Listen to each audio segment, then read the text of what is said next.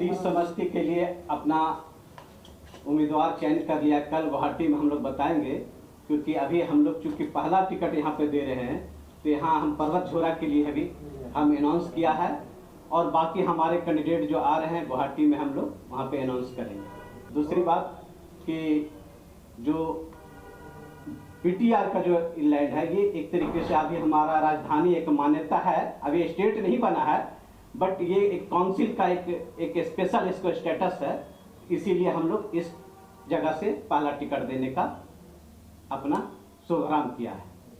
नमस्कार।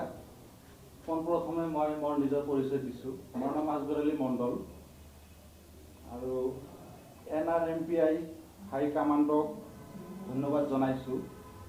लगते 5 नং पर्वतझोरा राइजक मैं आमार NRMPI दलर फालर हई आंतरिक शुभेच्छा जनाइछु और मक NRMPI दलर टिकट दियार बारे मोर हाई कमांडक और एबार धन्यवाद जनाइछु।